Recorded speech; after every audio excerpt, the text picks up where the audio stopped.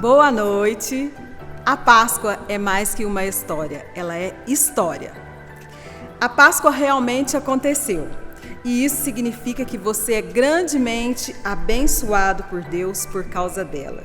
Jesus vive e você também. Compartilhe, dê um joinha, se inscreva no nosso canal se você ainda não é inscrito e seja abençoado com a nossa programação. A Páscoa não é história, ela é história. Porque a história é sobre pessoas, lugares e coisas reais. E é exatamente o que encontramos no Evangelho. Apenas veja as pessoas reais, de lugares reais que conhecemos no dia que Jesus ressuscitou dos mortos.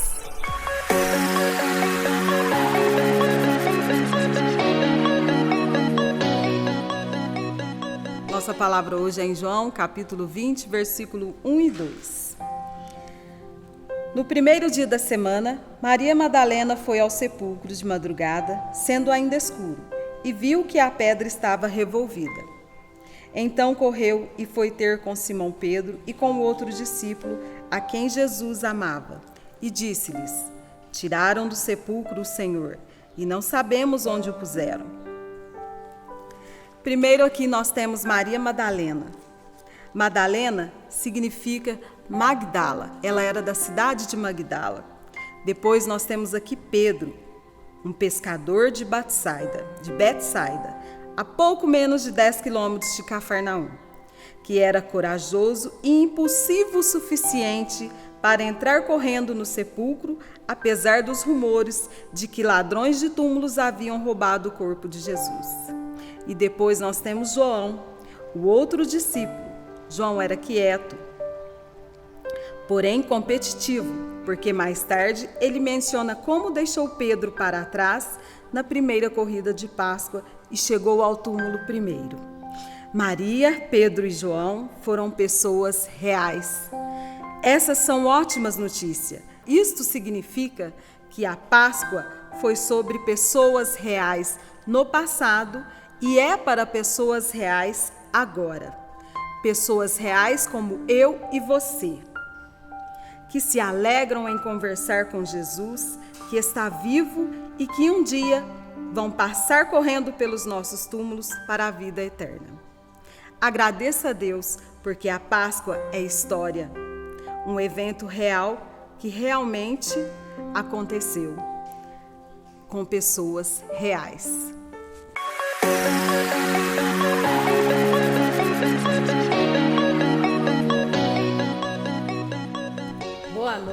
Boa noite, pastor Miqueias, tudo bem? Boa noite, Sara, tudo bem, graças a Deus. Boa noite, você que está em casa aí, nos assistindo, coisa boa estar na sua companhia, viu? Gente, eu confesso a vocês que hoje a gente tinha um tema totalmente diferente, mas o pastor conversou comigo aqui e nós vemos que a necessidade é de tirar algumas dúvidas de vocês a respeito de sacrifício, né, pastor? A respeito do coelhinho da Páscoa, né? Ou cordeirinho, carneirinho, o que será? Qual será o símbolo, que bichinho que as crianças devem simbolizar, né? Como dar de presente, né, pastor? E aí hoje, quinta-feira, próximo do domingo de Páscoa, nós podemos pensar, pastor, estamos falando sobre sacrifício e eu tenho uma dúvida. Nós precisamos fazer o jejum e não comer carne? Ô Sara, você introduziu muito bem falando sobre sacrifício, o sacrifício de Cristo pela humanidade, o sacrifício de Cristo por nós. E às vezes a gente começa a confundir muita coisa. O sacrifício foi feito já. Então não depende de nós mais sacrificarmos mais nada. Não é isso que Deus pede de nós. E a tua pergunta quanto à carne, não é algo bíblico, não é algo bíblico. Não é bíblico. Não é a Bíblia que impede a gente de comer carne ou não. Até porque também, quando a gente olha nesse empecilho biblicamente, a gente vai ver Pedro ali na sacada, esperando o horário do almoço, e Deus, de uma forma extraordinária, como Deus sempre faz, na hora certa, Deus dá uma visão para Pedro e baixa um lençol, com todo tipo de animal. Pedro, ele era judeu, e como judeu, a tradição da época não poderia comer alguns animais, alguns tipos de animais. Animais com o pé fendido. Isso porque veio lá do Antigo Testamento, né, pastor? Isso, vinha uma tradição do Antigo Testamento, o que é puro e o que não é puro. Era ritualístico, ainda que fosse bíblico, era um ritualístico do Antigo Testamento e acabou sendo um ritual deles, apenas de um costume, uma tradição. E quando baixa esse pano com todo tipo de animal, todo tipo, eu acredito eu, porco, pato, esses animais que eles não comiam, os chamados de puros e impuros, tudo junto, e Deus fala assim com Pedro, mata e coma, na hora do almoço. E ele estava morrendo de fome, e o texto fala que ele estava esperando o almoço sair. E aí ele vira para Deus e fala assim, eu não vou comer o que é impuro, jamais colocarei algo impuro nos meus lábios. E aí Deus fala assim, olha, não considere impuro aquilo que eu purifiquei. Tá certo que o contexto vai se referir lá para os gentios, a conversão dos gentios e tal, mas essa ideia do ritual, de pode ou não pode, de fazer sacrifício e não fazer sacrifício. E aí você me pergunta assim, pastor, pode comer carne? Biblicamente sim. O sacrifício da Páscoa é Cristo e não o meu sacrifício.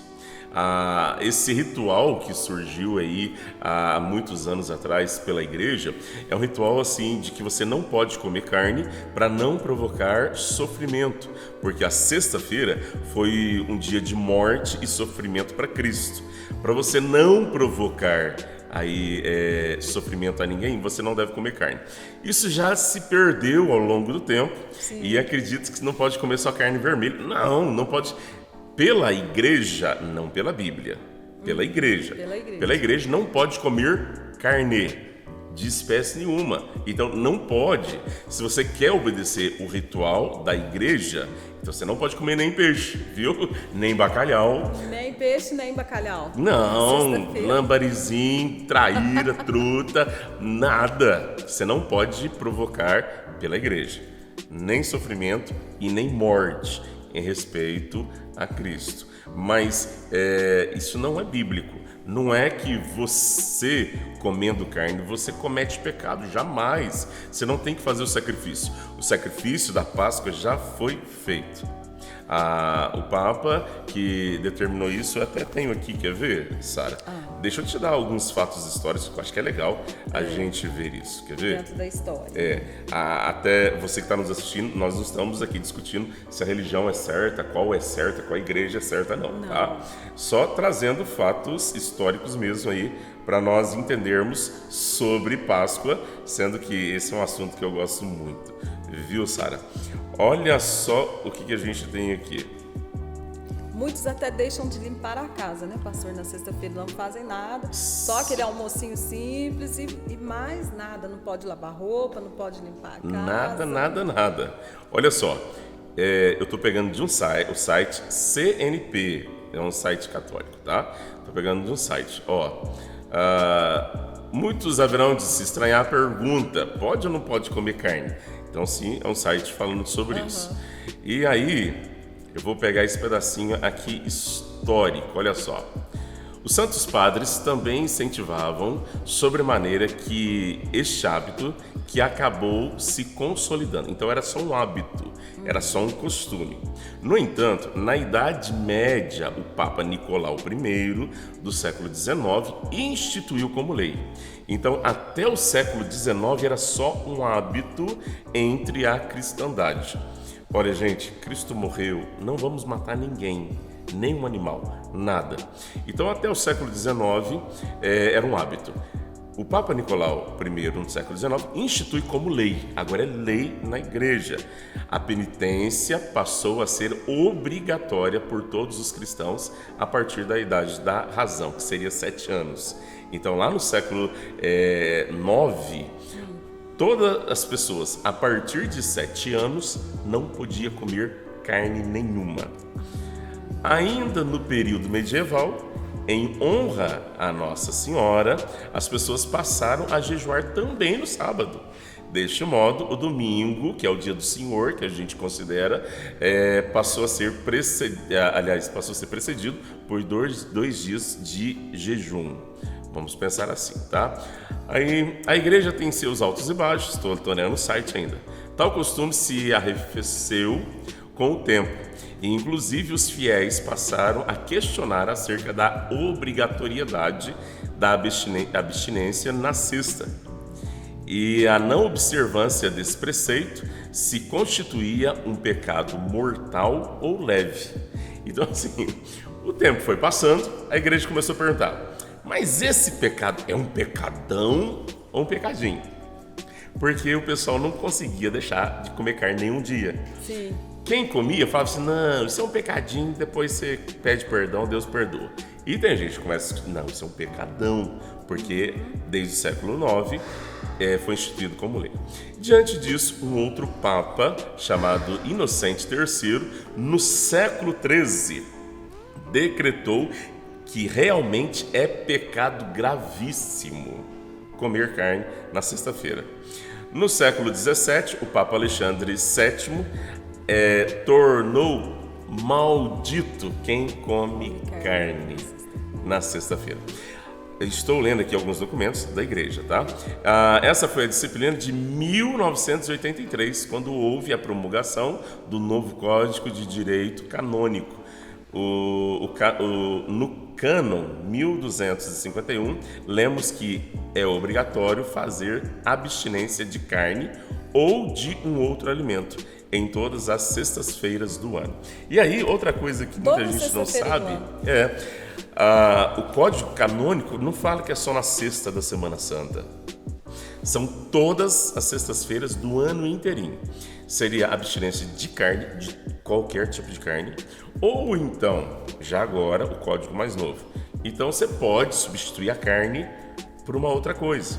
Então o próprio documento da igreja, a própria tradição da igreja diz que você pode até comer carne, mas então você se abstém de outro alimento, toda sexta-feira. Ou então, ainda que você não se absteve de nenhum alimento, você pode usar a sexta-feira para fazer um ato de bondade. Fazer uma caridade. Uma caridade. Então, tudo isso que nós estamos falando e trazendo a história, isso tudo, eu vou falar, é de uma certa forma humana. Homens que colocaram essas leis. Tá? Isso não está na Bíblia. Não é divino, não é bíblico. Então, assim, Jesus não traz nada disso. Mas dá pra gente entender. Tanto é que na última ceia, ele manda avisar eu nem falo o nome lá, né? Da onde eles foram ceiar à tarde, né? Não fala o nome. Ele não sabemos. Fala para fulano que nós vamos ceiar na casa dele. Isso. Né? E até essa última ceia foi comida normal. Aí Jesus tira os dois elementos, que seria agora os dois novos elementos da ceia, da nova Páscoa. A Páscoa antiga é o carneiro, ervas amargas e o pão sem fermento. E que não tem nada a ver com a Páscoa de hoje. Não. Que nós vamos entrar um pouquinho nisso, né, Sara? Então, assim, as duas Páscoas bíblicas, as duas são essas. Se você quer fazer do Velho Testamento, não vejo problema, não vai. Mas é carneiro, tem que comer carne. Então a Bíblia fala que é para comer carne no Velho Testamento. A ervas amargas e o pão sem fermento. Pão sem fermento é porque não dava para esperar a fermentação, que às vezes levava 24 horas. Sim. Eles tinham que sair às pressas, por isso que é pão sem fermento. Ervas amargas, para eles sempre lembrarem de tudo que ocorreu na vida deles quando eles eram escravos do Egito. Sim. E o cordeiro já remetendo a Cristo, o Cordeiro de Deus, como diz João, quando olha para Jesus e fala assim: eis o Cordeiro de Deus que tira o pecado do mundo. Então, assim, esses três símbolos são da Páscoa antiga, do Velho Testamento, antes da instituição da igreja como igreja. Então, esses eram, e que não tem nada a ver em comer ou não Páscoa. Como eu disse, o sacrifício da Páscoa já foi feito por Cristo. O maravilhoso sacrifício de morrer pelos nossos pecados. Sim. Então, hoje a gente não tem que sacrificar. Até porque tem a Bíblia, sabe, Sara? Falando em comer, Jesus e os discípulos estavam ali comendo, e aí vem os publicanos, vem os fariseus questionar por que Jesus comia com publicanos e pecadores. Por que Jesus está junto com eles e comendo com eles? E aí Jesus fala um versículo duro para eles, dentro desse contexto. Estou lendo Mateus 9, versículo 13. Sim. Ide, porém, e aprendei o que significa. Agora Jesus remete ao Velho Testamento. Mas o que Jesus está puxando a orelha deles? Misericórdia quero e não holocausto, pois não vim chamar justos e sim pecadores. Então, olha o que Jesus está falando. Olha, vai aprender o que diz a palavra de Deus. Eu não quero holocausto, quer dizer, eu não quero sacrifício. O sacrifício já foi feito de Cristo. Então, assim, a vida cristã, ao longo da história, Sara, ela é marcada por sacrifício. E aí a gente tem esse negócio, que se eu não me sacrificar, eu não vou ser perdoado por Deus. Se eu não sacrificar, eu não vou ser querido por Deus. Se eu não me sacrificar, então o sacrifício... Vou ser limpo, eu não vou... Sim, o sacrifício Deus já fez.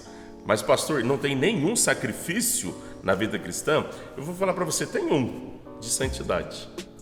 Então é ir contra o próprio pecado. Isso é um sacrifício. Eu tenho que lutar contra os meus pecados. Mas agora, colocar outros sacrifícios como ritual religioso, o próprio Jesus já disse, parou. Jesus estava comendo com a mão suja. E aí eles criticam Jesus e falam assim, parou, isso é um ritual humano, parou com isso. Eles estavam com fome, né, no sábado, e foram colher espiga de milho para comer e foram criticados por isso. Porque não lavaram as mãos. E aí Jesus fala assim, o que contamina não é o que entra, mas é o que sai. É o que sai da boca. Então assim, nós estamos preocupados demais com o grande sacrifício, sacrificar a semana toda, sacrificar 2 dias, um 40 dia, dias, né? 40 dias, sabe? Sendo que Cristo já fez o maravilhoso sacrifício por nós. Sim. E assim, se a gente analisar um pouco, a gente pode entender que o ano tem 365 dias. Aí quando chega lá na quaresma, você tem 40 dias para você redimir de todos os seus pecados, né? Fazendo um jejum, fazendo uma penitência, deixando de comer algo ou deixando de fazer alguma coisa que você gosta muito. E depois desses 40 dias, você já começa de novo a festar. Tem gente que fala assim, eu vou parar de beber. Aí depois bebe o resto do ano todo e volta de novo naqueles 40 dias. Então, assim, é um ciclo que vai virando um vício e que não tem, assim, vamos dizer... Não tem valor, né, pastor? Sim. Não tem valor. Tem gente que compra carne, põe no congelador, na geladeira, para comer no domingo. Mas na sexta não pode comer. E aí quando senta para comer carne, faz um churrasco no domingo, como se fizesse, aliás, 10 anos que não comesse carne. Foi só um dia de penitência, sabe? É um sacrifício que depois você joga isso tudo fora. A vida cristã, ela é leve, ela é maravilhosa. Cristo veio arrancar tudo isso que deixa a vida cristã pesada demais, sabe? A nossa luta é contra pecado. Os meus pecados, não é nem contra o pecado dos outros. Não é ficar apontando, Sara, você... Não, para com isso. É contra o seu próprio pecado. Santidade é pessoal, é particular. Então, assim, isso é vida cristã. Mas o sacrifício que faz sentido, o maravilhoso, foi já o de Cristo feito. Essa é a nossa verdade, né? Sim. É a realidade, né? É o que nós vemos aí, que toda a história veio, ela foi real e ela é real nas nossas vidas hoje ainda. Sim. Né, pastor? E, pastor, deixa eu perguntar uma outra coisinha. O peixe é liberado para a gente comer na Sexta-feira Santa? O peixe é o símbolo do cristianismo? Como que funciona? O peixe também entra nessas carnes aí? Como que é? Ô, Sara, de uma forma cerimonial, ritualística, não deveria comer nada, porque a igreja instituiu lá atrás que era pecado. Mas isso é a igreja que instituiu lá atrás. Até mesmo o peixe? Toda a carne. Não podia comer nem bacalhau agora, por causa da igreja. Já por causa da Bíblia, não. Por causa da Bíblia você pode comer. Você não pode falar que algo você não pode por causa da morte de Cristo. Não, isso não existe, isso não é bíblico. Então, assim, talvez você me fez 2 perguntas. Uma, Se for para eu me abster, você vai ter que se abster por tudo, por causa da igreja. Sim. Em obediência à igreja, você vai se abster de todas as carnes.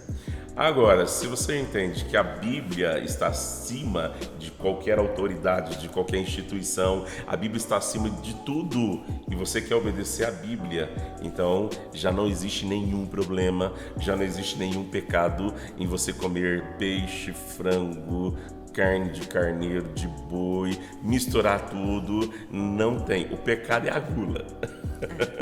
Esse é o pecado. E a nossa língua. E a nossa né? língua. Que é o maior pecado. É. E aí também, Sara, obrigado por ter feito aí esse gancho. É terrível, porque assim, você não come carne vermelha e eu como na Semana Santa. Sim. E eu meto a língua em você. E eu me sinto livre, porque eu posso comer qualquer coisa e ao mesmo tempo eu tô pecando da língua. E eu tô falando mal de você, chamando você de boba e tal. Não, gente, ó, você viu como isso é complicado?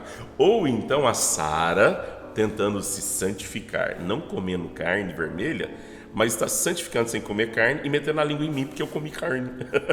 E aí, Paulo fala, Tá não... no pecado. Sim, que Semana Santa que é essa, meu Deus? Então, assim, por isso que eu falei, eu tenho que olhar para mim. A vida cristã, ela é leve. Cristo tornou ela leve. É a gente que complica demais, sabe? A gente torna a vida cristã muito pesada, cheio de ritual desnecessário. E às vezes, né, pastor, a gente fica assim com peso na consciência de comer, às vezes, até um pedacinho de carne, né? Sim. Comer um ovo, comer alguma coisa assim. Às vezes você tem aquilo para comer, né? É o que você tem. Mas, né? Sim. Essa não vem a questão. E o que nós estamos falando aqui é que a igreja trouxe, né? Isso para dentro da casa das pessoas, para a vida das pessoas. Biblicamente, a gente não acha isso na Bíblia em lugar nenhum. Em nenhum lugar. Então, e ao mesmo tempo, eu não devo nem criticar quem está comendo carne e quem não está comendo também não deve criticar. Sim, a gente acaba se tornando aquela figura que Jesus chamou de fariseus e hipócritas.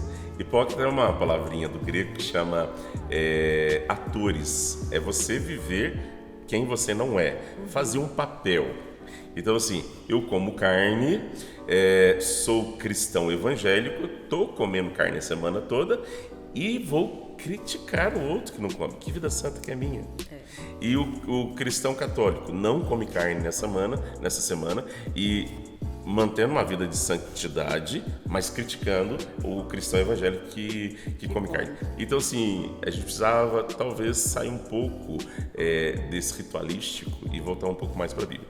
A gente está precisando, Sara, todos nós, ler mais a Bíblia. Sim.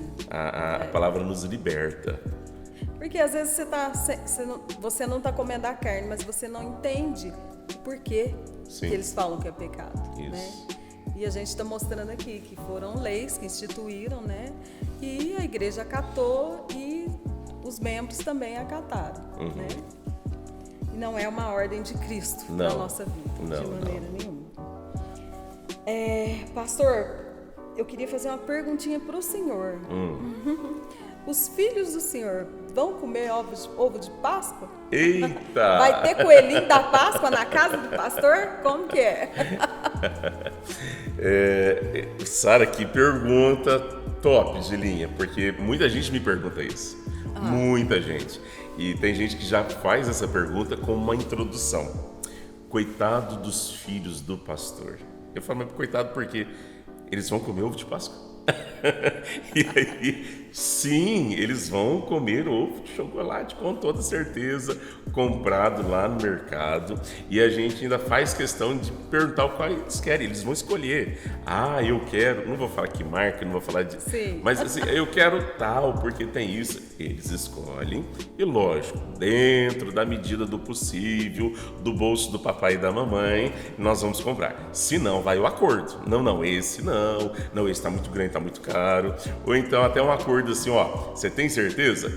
50 gramas de chocolate em ovo ou então umas 4, 5 barras de chocolate. Até esse acordo rola lá em casa às vezes. Mas assim, Sara, qual é o grande problema dos ovos de Páscoa, do coelho de Páscoa, qual é esse grande problema que nós estamos vendo e que não deixa de ser a última conversa que nós tivemos também nesse sentido do Natal. Sim. Sabe, o grande problema é que o que é bíblico, o que é de Cristo, o que é de Deus, nós estamos perdendo ao longo do caminho. Estamos perdendo. Então, assim, eu não vejo, não é pecado o teu filho comer ovo de Páscoa. Não é pecado você comprar um ovo de Páscoa para o teu filho. Não existe pecado nisso. Não é pecado dar um presente de Natal para o teu filho. Onde existe pecado isso, você pode dar nessas datas, como também fora dessas datas. Não existe pecado contra isso. O pecado é a gente terceirizar. Tem algumas mães que me perguntam, sabe? Mas, pastor, devo deixar meu filho ir na escola nessas datas? Porque nessas datas... Nós estamos terceirizando demais, uai. O papai e a mamãe que faz essa pergunta para mim aí, são perguntas que estão... gente que terceiriza demais isso. Nós devemos terceirizar a educação até certo ponto para as escolas. As escolas vão ensinar matemática, português, inglês, geografia, vão ensinar tudo isso, mas tem parte disso também que é o pai e a mãe que ajuda dentro de casa. Tem que fazer isso, mas a formação cristã, a formação religiosa tem que ser dentro de casa, não pode ser terceirizado. Não é porque a escola trouxe uma orelhinha de ovo de Páscoa, de coelho e deu um chocolatinho que o seu filho tem que saber só disso. Qual tem sido a sua doutrinação em casa? Deus vai cobrar de você, não é do professor que levou o ovo de Páscoa, não, viu? Então, assim, lá em casa, Sara, nós temos esse cuidado, não só no tempo da Páscoa, como sempre, diário isso. A formação dos meus filhos não é porque eu sou pastor. Antes de ser pastor, eu preciso ser cristão. Então, a formação dos meus filhos é de inteira responsabilidade minha e da minha esposa. Agora, fora de casa, tudo que eles aprenderem que for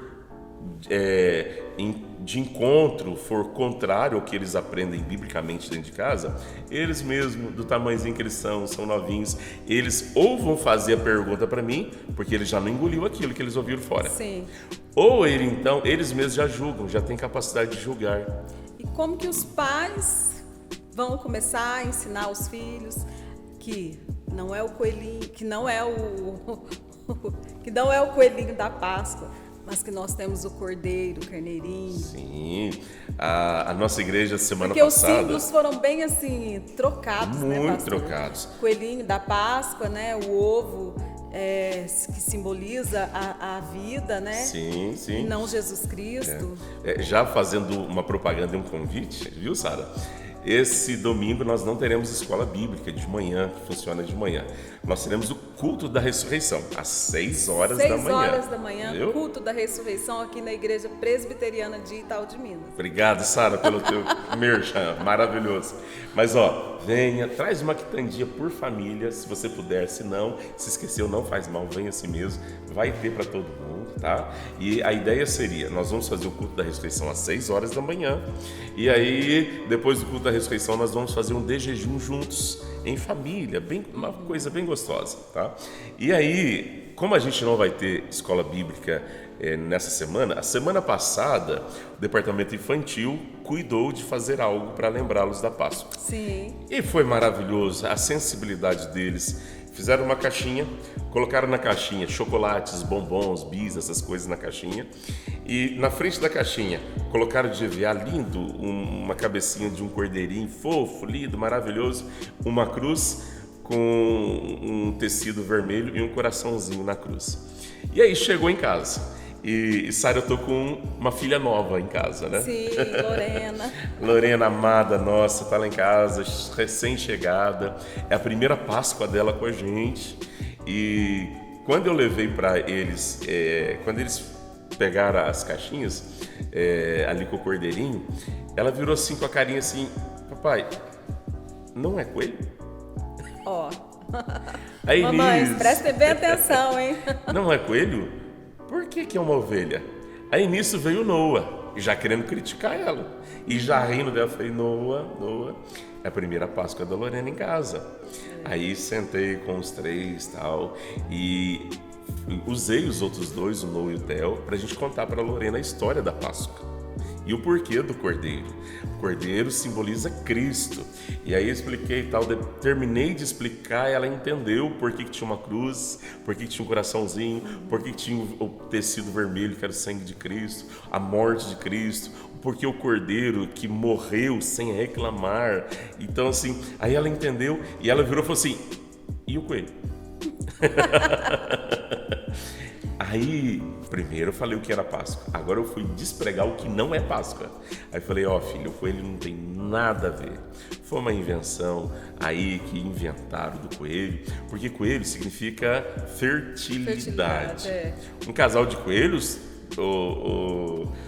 Sara, produz coelhinho demais da conta. Nossa! E isso simboliza vida. Não, gente, o que simboliza vida é Cristo. Jesus. Não é coelho. E por que ovo? O ovo porque a vida contém nele. Não! A vida contém em Cristo. Olha o problema da Páscoa, Sara, ou do Natal, ou qualquer que seja a data religiosa. A gente perdeu o real significado da Páscoa. Nós adultos. E nós despercebemos e deixamos os nossos filhos perderem. A gente precisa recriar isso neles. A nossa nova geração de filhos e netos pode comer ovo, não faz mal. Eu dou ovo para eles, eles comem ovo. Chegar em casa com a orelhinha da escola sem nenhum problema. Mas isso não afeta mais o que eles entendem. Eles entendem o verdadeiro sentido da Páscoa. Da Páscoa. Eu falo, chocolate é só para você adoçar a boca. Mas aí tem outra coisa, Sara. Dou ovo para eles antes da Páscoa, dou ovo depois da Páscoa, dou ovo na Páscoa, para que eles não entendam, mas pastor, gasta uma fortuna. Fortuna não é nada. Dou aqueles ovinhos bem baratinhos, R$2. Levo, eu tenho esse cuidado de levar. Aí eles me perguntam, papai, mas já é Páscoa? Pronto, é o gancho que eu precisava. Não, mas você precisa comer ovo só na Páscoa. Mas e aquele ovo? Aquele ainda vem. Aí depois da Páscoa, vou lá, aí ficou mais barato ainda.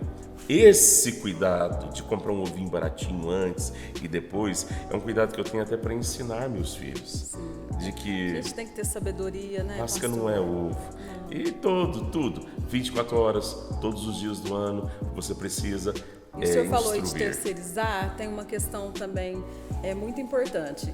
A escola ensina uma coisa, né?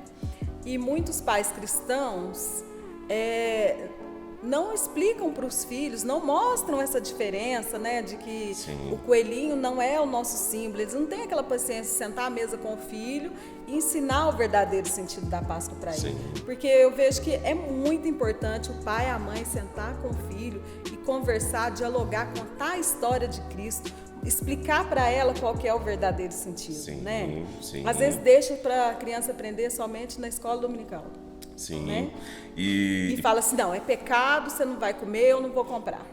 Ou você não pega na escola, você fala para a professora que você não pega coelhinho, que é pecado e que não pode. Sim. E fica por isso. É verdade. E fica aquele cristianismo assim, nossa, Deus é tão mau. Eu tô com tanta vontade de comer aquele chocolate. Sara, e o que eu achei extraordinário, gente, Páscoa, Natal, não é coisa que se fala só dentro de igreja. A gente precisa entender isso. E eu achei formidável. O Noah hoje falou assim para mim que ontem teve uma competição de perguntas sobre Páscoa na escola. E ele é crente, ele é filho de pastor. E aí perguntaram assim, qual é o significado da Páscoa? Aí ele falou, eu que respondi, papai, no meio dos amigos. Eu falei, tá, e o que você respondeu? Eu fiquei esperando, né? Ele falou assim, eu disse que o real significado da Páscoa é a ressurreição de Cristo. Eu falei, você respondeu isso? Já tá pregando na escola. Ele falou, eu respondi. Eu falei, e aí? Ele falou assim, valia prêmio. Eu pensei comigo, então ele não ganhou prêmio.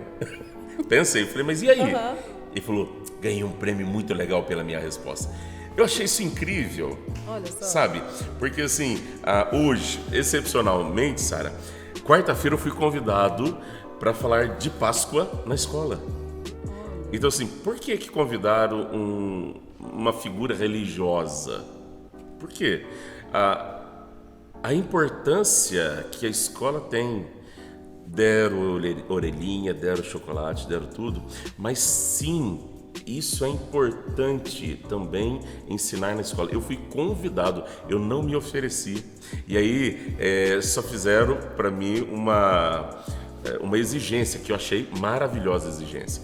Pastor, você tem um tempo muito bom para falar de Páscoa, mas na linguagem que elas entendam.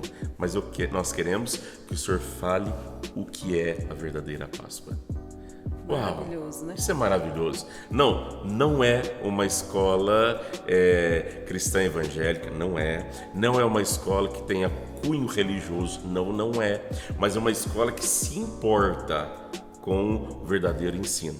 Ainda que mostre de Páscoa, faz trabalhinho, pinta coelhinho lá, aquela coiseira toda, mas separa um dia especial na semana para falar, existe algo importante na Páscoa. Achei isso formidável. Nós falamos sobre a sexta-feira, né? Sobre o pecado, sobre o coelhinho da Páscoa, sobre os ovos de Páscoa, né? E na escola, né, pastor, nós não falamos aqui, né? Tem mãe que pergunta se deve mandar o filho para a escola ou não, né? Sim. Na semana da Páscoa. Os meus estão indo. Eles sabem o que é Páscoa. Então, eles entendem o que é Páscoa. Então, estão indo, chegam em casa, como eu já te disse, com orelha, com bexiga de coelhinho, chega lambendo os dedos de chocolate, mas assim, dentro dele já está formado, criado, conduzido, que isso não é Páscoa. Páscoa é Cristo em nós, se sacrificando por nós, morrendo por nós, ressuscitando por nós e nos libertando. Isso é maravilhoso. E ele foi o nosso verdadeiro cordeiro, né, pastor? Sem pecado nenhum, sem mácula nenhuma. E isso é o mais importante, a gente entender que o verdadeiro sacrifício foi feito. Sim. Né? Ele pagou por todos os nossos pecados. E não tem como a gente assim pensar que eu vou poder fazer algo para pagar pelo meu pecado. Sim. Né? Sim. Não tem como. Pastor, então, muito obrigado. Esclarecer essas dúvidas que muitos papais e mamães têm em casa, né, sobre a Páscoa. É muito importante a gente trazer esses temas importantes sobre datas comemorativas aqui, né, para estar sempre ajudando os pais em casa. E olha, papai e mamãe, não deixe de contar a verdadeira história da Páscoa para o seu filho, né? Esse tempo agora é essa oportunidade que você tem, dele ter curiosidade de saber, né, porque tem ovo, tem coelho para todo lado e fale a verdadeira história para o seu filho. Pastor, uma boa noite, muito obrigada. Obrigado, Sara. Boa noite para vocês também, viu? E lembra de uma coisa, Jesus se sacrificou para tornar você livre, tá? Então não fique preso, amarrado em tantas outras coisas, sendo que você poderia ser livre. E como a Sara disse, se você não fez o ano todo, aproveite essa semana para juntar sua família e explicar o que é verdadeiramente Páscoa. Deus te abençoe.